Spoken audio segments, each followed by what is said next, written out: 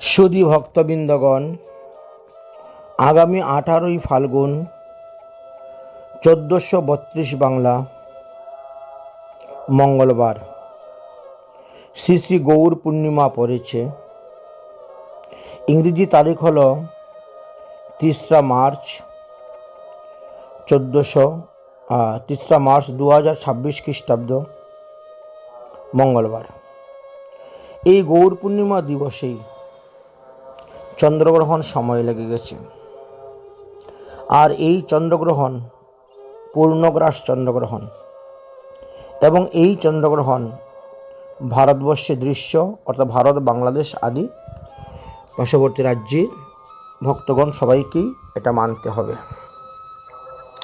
গ্রহণ স্পর্শ হল দিবা 3:20 এবং গ্রহণ যখন স্পর্শ হয় তার থেকে 9 ঘন্টা আগের থেকে আমাদের সূতক লাগে। এটা চন্দ্রগ্রহণের জন্য নিয়ম। সূর্যগ্রহণের 12 ঘন্টা আগে সূতক লাগে এবং চন্দ্রগ্রহণের 9 ঘন্টা আগে সূতক লাগে। তো বিকাল 3:20 যেহেতু গ্রহণ স্পর্শ হচ্ছে, এই জন্য সকালবেলা 6:20 মধ্যেই ঠাকুর সেবা পূজা সমস্ত সমাপ্ত করে দিতে হবে, বিশ্রাম দিতে হবে। কেননা চন্দ্রগ্রহণের 9 ঘন্টা আগে থেকেই সূতক লেগে যায়। সূতক মানে অসুষ লেগে যায়।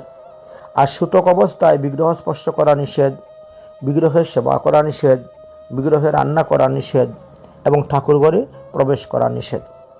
এই কারণে এই বছর যে আমাদের 541তম গৌরাব্দ আরম্ভ হবে, এই গৌরাঙ্গ মহাপ্রভুর জয়ন্তী দিবসে চন্দ্রগ্রহণ পড়েছে পূর্ণগ্রাস। ভারতবর্ষ, বাংলাদেশ আদিতে দৃশ্য। এই জন্য সকল ভক্তদের অবগতির জন্য জানানো হচ্ছে, আপনারা ভারতবর্ষে যারা আছেন তারা সকাল 6:20 মধ্যে ভগবত সেবা পূজা করে ঠাকুর শয়ন দিয়ে দিবেন, ঠাকুর ঘরের দরজা বন্ধ করে দিবেন, আর ঠাকুর ঘরে ঢুকবেন না। এবং যারা বাংলাদেশে আছেন তারা আরও আধা ঘন্টার সময় বেশি পাচ্ছেন, অর্থাৎ তারা 6:50 সকালবেলা 6:50 মধ্যেই ভগবত সেবা পূজা আদি করে ঠাকুরের ভোগ টুক দিয়ে ঠাকুর শয়ন দেওয়া হয়ে যাবে। তারপরে কোনো সিঙ্গার আরতি হবে না, কোনো মধ্যাহ্ন ভোগ আরতি হবে না, এমনকি সন্ধ্যাকালেও সন্ধ্যা দেওয়া যাবে না। কারণ গ্রহণ সমাপ্ত না হওয়া পর্যন্ত ঠাকুর ঘরে প্রবেশ করা নিষেধ। ভারতীয় স্ট্যান্ডার্ড টাইম অনুসারে এই চন্দ্রগ্রহণ মুখ্য হবে 6:48। তার সঙ্গে আধা ঘন্টা যোগ করলে বাংলাদেশের ভক্তরা পাচ্ছেন 7:18। তাহলে সুতরাং বোঝা গেল 6:20 হইতে ভারতবর্ষে যারা আছেন সকালে 6:20 হইতে সন্ধ্যা 6:48 পর্যন্ত, মানে এই 12 ঘন্টা 28 মিনিটের মধ্যে তারা ঠাকুর ঘরে ঢুকবেন না, ঠাকুরের কোনো রকম সেবা পূজা আদি করতে যাবেন না। সূতক অবস্থায় বিগ্রহ স্পর্শ করা নিষেধ, ঠাকুর সেবা করা নিষেধ, ঠাকুর ঘরে যাওয়া নিষেধ। আর বাংলাদেশে যে সমস্ত ভক্তরা আছেন তাদের অবগতির জন্য জানাচ্ছি, তাদের সময় হলো সকালে 6:50 মধ্যে ভাগবত সেবা পূজা সমাপ্ত করতে হবে এবং সন্ধ্যা 7:18 পর তিনি স্নান করে ঠাকুর ঘরে ঢুকবেন, ঠাকুরের সেবা পূজা করবেন, বা মহাপ্রভুর জয়ন্তী উপলক্ষে পঞ্চামৃত দিয়ে মহাপ্রভুকে স্নান করাইবেন এবং ফলমূল আদি সেবা গ্রহণ করবেন। যেভাবে একাদশী ব্রত করা হয় ঠিক তেমনিভাবেই গৌরাঙ্গ মহাপ্রভুর জয়ন্তীও পালন করা হয়ে থাকে। যদি কেউ নির্জলা করতে পারেন তো অতি উত্তম, আর নির্জলা করতে না পারলে গৌর পূর্ণিমার মানে গৌরাঙ্গ মহাপ্রভুর অভিষেক অন্তে গিয়ে আপনি ফলমূল, জল এগুলি সেবা গ্রহণ করতে পারবেন। গ্রহণ অবস্থাতে কখনো খাওয়া দাওয়া করবেন না, এইগুলা সম্পূর্ণভাবে নিষেধ আছে। এই বিষয়ে আমরা অনেকবার আলোচনা করেছি, তথাপিও আরেকবার আমরা আপনাদের অবগতির জন্য আলোচনা করতেছি। শাস্ত্রে বৃহৎ নারদীয় পুরাণে এই গ্রহণ বিষয়ে অনেক তত্ত্বকথাই বলেছেন। উদাহরণস্বরূপ আমরা দুই একটা শ্লোক আপনাদের সামনে তুলে ধরব। আদিত্য গ্রহণে প্রাপ্তে পূর্বজাম চতুষ্টয়ম ন কুর্যাত ভোজনম বিদ্বানম কুর্যাতে চেদ মাংস ভোজনম।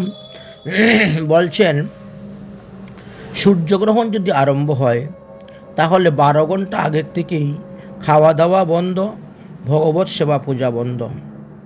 12 ঘন্টার মধ্যে যদি মানে গ্রহণের সূতক অবস্থায় যদি কেউ খাওয়া দাওয়া করে তো সে যা কিছুই খাচ্ছে এগুলা গৃধ, শকুন, কুকুর আদির মাংস ভোজনই করা হচ্ছে, এই জন্য ভোজন করা নিষিদ্ধ। দ্বিতীয় আরেকটি শ্লোকে কি দিলেন, সূর্যগ্রহণে তু নৈশ্বায়াত পূর্বায়াম চতুষ্টয় চন্দ্রে গ্রহণে তু জম্যাম স্ত্রীবালং বৃদ্ধা তু বৈরিনাম। বলছেন সূর্যগ্রহণের 12 ঘন্টা আগের থেকে সূতক লেগে যায়, আর চন্দ্রগ্রহণে 9 ঘন্টা আগের থেকে সূতক লেগে যায়। যদি বালক এবং বৃদ্ধ বা স্ত্রীলোক যারা বিভিন্ন রোগ সুখে জর্জরিত, পেটের ক্ষুধা আদি সহ্য করতে পারছেন না, তাহলে তাদেরকে বলছেন যে গ্রহণ স্পর্শ হওয়ার 3 ঘন্টা আগেই পূর্বেই খাওয়া দাওয়ার কাজ শেষ করে নিতে হবে, এরপরে আর খাওয়া দাওয়া করতে পারবে না। অর্থাৎ গ্রহণ যেহেতু আমাদের 3:20 ভারতীয় স্ট্যান্ডার্ড অনুসারে স্পর্শ হচ্ছে, তাই ভারতবর্ষে যারা আছেন তারা দুপুর 12টার মধ্যেই ফল মূল যা কিছু গ্রহণ করার এগুলি গ্রহণ করতে পারেন, অথবা নিরম্বু থাকেন সন্ধ্যার পরে অভিষেকের পরে আপনারা গ্রহণ করবেন। কিন্তু অন্ন ব্যঞ্জন আদি কোনো অবস্থাতেই খাওয়া যাবে না। এখানে বলছেন বাল বৃদ্ধা তুয়ার অন্তম গ্রহণে জাম্যাত পূর্বকম জৈম্য নিষেধম। তাহলে বলছেন যে বালক এবং বৃদ্ধ যারা আছেন তারা গ্রহণ আরম্ভ হওয়ার 3 ঘন্টা আগেই সম্পূর্ণ খাওয়া দাওয়া শেষ করে নেবেন, আর গ্রহণ শেষ হওয়ার পরে গিয়ে খাওয়া দাওয়া করবেন। আরও একটি শ্লোক আমাদেরকে দিয়েছেন কি, সূর্যেন্দু গ্রহণ যাবৎ তাবৎ কুর্যাৎ জপাদিকম ন স্বপ্নে ন তু ভুঞ্জিত স্তৃত্যং ভুঞ্জিতং মুক্তয়ম। বলছেন চন্দ্রগ্রহণ হোক আর সূর্যগ্রহণ হোক, যখন গ্রহণ চলবে সেই সময়ে আপনি হরিনাম জপ করিবেন, হরি কথা কীর্তন করিবেন, এবং গ্রহণ অন্তে গিয়ে আপনি স্নান করবেন, তিলক করবেন, আহ্নিক করবেন, ভগবত পূজা করবেন, তারপরে গিয়ে আপনার ভোজ্য দ্রব্য আপনি গ্রহণ করবেন। মুক্ত যস্ত ন কুর্বন্তি স্নান গ্রহণ সূতকে সুতকি ভবেৎ তাবৎ যাবতে পরিগ্রহণম। বলছেন গ্রহণ সমাপ্ত হওয়ার সঙ্গে সঙ্গেই তোমাকে স্নান করতে হবে। যদি স্নান না করো তাহলে আগামী গ্রহণ পর্যন্তই তোমার শরীর অপবিত্র, অশুষ, বিগ্রহ সেবার তোমার কোনো অধিকার নেই, ঠাকুর মন্দিরে প্রবেশ করার কোনো অধিকার নেই, ঠাকুরের রান্নাবান্না কাজে কোনো অধিকার নাই। তাই গ্রহণ সমাপ্ত হওয়ার সঙ্গে সঙ্গে সবস্ত্রে স্নান করিতে হইবে, এটাই বিধান দিয়েছেন। আরও একটি শ্লোক তুলে ধরেছেন আমাদের সুবিধার জন্য। কি বলছেন, গ্রহণ চলাকালীন সময়ে আমাদের কি কি করা নিষিদ্ধ সেই বিষয়ে তুলে ধরেছেন। বলছেন নিদ্রায়াং জায়তে রোগং মূত্রে দারিদ্রতা মুঞ্চতে। বলছেন যদি গ্রহণ চলাকালীন অবস্থায় আপনি ঘুমিয়ে পড়েন তাহলে আপনার অনেক রোগ হইবে। একটা রোগ শেষ হওয়ার সঙ্গে সঙ্গে আরেকটা রোগ দেখা দিবে। মূত্রে দারিদ্রতা মুঞ্চম, যদি গ্রহণ চলাকালীন সময়ে কেউ প্রস্রাব করে, অর্থাৎ বিকাল 3:20 হইতে সন্ধ্যা 6:48 মধ্যে, এই যে সময়টা এর মধ্যে যদি কেউ নিদ্রা যায় বা কেউ প্রস্রাব করতে যায় তাহলে সে দিন দিন দরিদ্রতা প্রাপ্ত হইবে। পূজ্যস্যে কৃমিজুনায়, এবং তিনি কৃমিজুনিতে গিয়ে জন্মগ্রহণ করবেন, প্রাপ্ত হবেন। 7 মিথুনে গ্রাম্য শকুর এবং তিনি যদি ওই সময়ে স্ত্রী সহবাস করেন তাহলে তিনাকে গ্রাম্য শকুর হয়ে জন্মগ্রহণ করতে হবে। ও ভঙ্গে চ ভবেতে কুষ্টি, যদি ওই গ্রহণ অবস্থায় গায়ের মধ্যে সর্ষের তেল মাখেন, মালিশ করেন, তাহলে কুষ্ঠরোগগ্রস্ত হবে। ভোজনে চ অদুগতি, এবং তিনি যদি গ্রহণ চলাকালীন অবস্থায় জল পান করেন বা অন্য কিছু দ্রব্য আহার করেন তাহলে তিনার দিন দিন অদুগতি যাইবে। বচনে চ ভবেতে সর্প, যদি হরিকথা ছাড়া গ্রহণ চলাকালীন সময়ে কেউ আজে বাজে গ্রাম্য কথা, অশ্লীল ভাষা আদি প্রয়োগ করে তাহলে পরজন্মে তিনি বনে সর্প হয়ে জন্মগ্রহণ করবেন। বদিচ নরকং ব্রজেত, আর যদি গ্রহণ চলাকালীন সময়ে কেউ কোনো জীবকে হিংসা করে, প্রাণী হত্যা করে, তাহলে যতদিন চন্দ্র সূর্য আছেন ততদিনই তাকে নরকে গমন করিতে হইবে, অবস্থান করতে হবে। যাবৎ চন্দ্র দিবাকর তাবৎ নরকে বাস করিতে হইবে। আরও একটি কথা আমাদেরকে বললেন, সংক্রমে গ্রহণেশ্চৈব ন স্নানাত জ্যেষ্ঠ মানব সপ্তজন্মাসু কুষ্ঠং সাত দুঃখভাগিন সর্বদা। গ্রহণ শেষ হওয়ার সঙ্গে সঙ্গে যদি সবস্ত্রে আপনি স্নান না করেন তাহলে আগামী 7 জন্ম আপনি কুষ্ঠরোগীগ্রস্ত হয়ে জন্মগ্রহণ করবেন। আপনি বড় দুর্ভাগ্যা বা দুর্ভাগ্যবতী হবেন, সর্বদা দুঃখ ভোগ আপনাকে করতে হবে। তাই গ্রহণের শেষে স্নান করা সকলের কর্তব্য। উত্তিষ্ঠ গম্যতম রাহু তেজ্যতম চন্দ্র সঙ্গম কর্ম চন্দাল যুগার্থম করু পাপ ক্ষয়ং মমঃ। এই মন্ত্র উচ্চারণ করে আমাদেরকে স্নান করার কথা বলছেন। এত ভিন্ন স্নানের আরও কিছু সংকল্প মন্ত্র দিয়েছেন, যদি করতে পারেন তা ভালো। মনে করেন ওম বিষ্ণুবে নমঃ, অদ্য ফাল্গুন মাসে শুক্লপক্ষ অমাবস্যা তিথৌ রাহুগ্রস্ত নিশা করে অহম বলে নিজের গোত্র উচ্চারণ করবেন, নিজের নাম উচ্চারণ করবেন। অহম অচ্যুত গোত্র দেবানন্দ দাস। তারপরে গঙ্গা স্নান বা অন্যান্য যেখানে আপনারা স্নান করবেন সেখানে নাম বলবেন, পুকুর হোক, নদী হোক, কুয়া হোক, টিউবওয়েল হোক, সেখানে নাম বলবেন। কিন্তু যেখানেই করেন না কেন আপনি গঙ্গা স্নানের ফল পাবেন।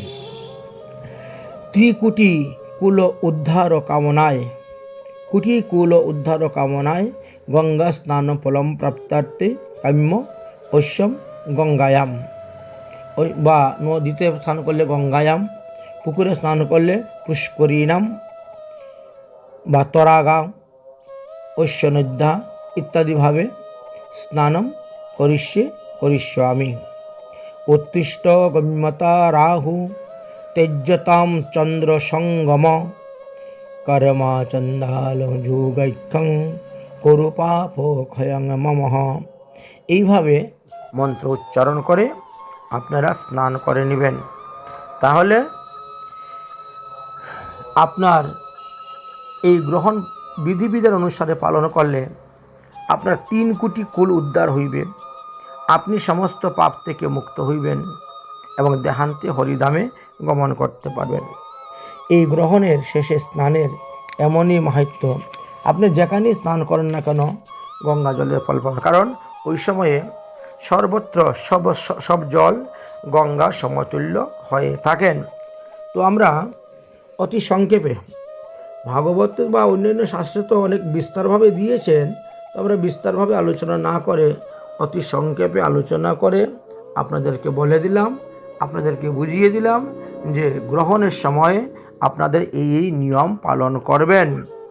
যদি কোনো ব্যক্তি জ্ঞানশূন্য হইয়া চন্দ্রগ্রহণের চলাকালীন সময় অথবা সূর্যগ্রহণ চলাকালীন সময়ে ভোজন করে তাহলে চণ্ডের স্থিতিকাল পর্যন্তই তাকে অরুণত্ব নামক নরকে গিয়ে বাস করিতে হয়। পরে উদর রোগী হন, গুল্মরোগগ্রস্ত হন, কান দন্তহীন মনুষ্য হইয়া পৃথিবীতে জন্মগ্রহণ করে থাকেন, তারপরে তিনি শুদ্ধাদি হইয়া থাকেন। অতএব 6 ঘন্টার কষ্ট করলে পরে কোটি কল্প সুখে বাস করতে পারবেন। তাই 6 ঘন্টার সুখ ত্যাগ করে দিবেন, এই যে গ্রহণ সামনে আসতেছে, সেই চন্দ্রগ্রহণের কথাই বলতেছি ভাই, তোমরা কি বুঝতে পারছো না?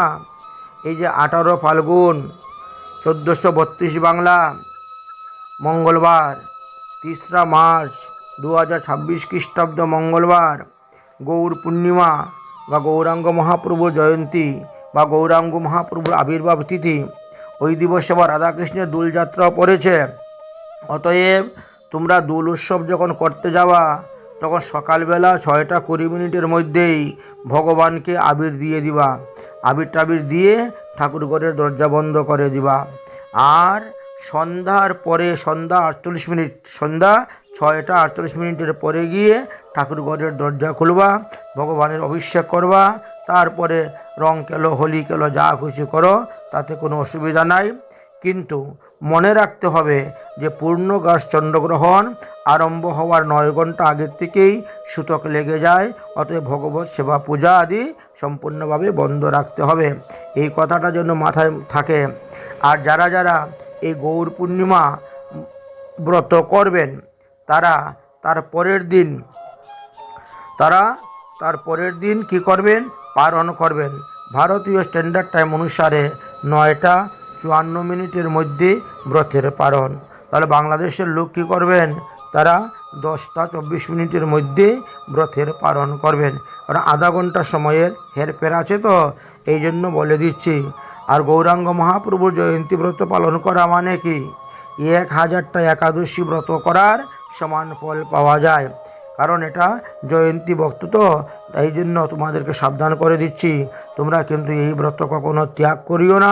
নির্জলা থাকতে বললে ভালো, না হলে যেভাবে 24টা একাদশী ব্রত করো, যেভাবে অষ্টমহা দ্বাদশী ব্রত করো, যেভাবে শ্রীকৃষ্ণ জন্মাষ্টমী, রাধার জন্মাষ্টমী, নৃসিংহ চতুর্দশী, বামন দ্বাদশী, শিবরাত্রি, রামনবমী পালন করো, ঠিক তেমনিভাবেই গৌরাঙ্গ মহাপ্রভুর জয়ন্তী পালন করবেন। যদিও গ্রহণ পড়েছে, কিন্তু গ্রহণের নিয়ম অনুসারে চলতে হবে। যত বিধিবিধান আছে, সমস্ত বিধিবিধানের নিয়ম রক্ষা করে আপনি আপনার ব্রত করে যান, আপনি ভজন করে যান, আপনি সাধন করে যান। নিজের মন গড়া কোনো কিছু করতে যাবেন না। শাস্ত্র সিদ্ধান্তভাবে যা দেওয়া আছে সেই সমস্ত তত্ত্বকথাই আমি আলোচনা করলাম, এইগুলি শ্রবণ করো এবং এইগুলি পালন করার চেষ্টা করো। যদি বিশেষ কোনো অসুবিধা হয় আমার কথা বুঝতে, তাহলে আমার ফোন নম্বরে যোগাযোগ করো। আমি চেষ্টা করব যতটুকু সম্ভব আপনাদেরকে বুঝিয়ে দেওয়ার জন্য। রাধে রাধে, জয় জয় শ্রী রাধেশ্যাম, নিতাই গৌর হরিবল। 541তম গৌরাব্দ গৌরাঙ্গ মহাপ্রভুর শুভ জয়ন্তী কি জয়। জয় রাধে।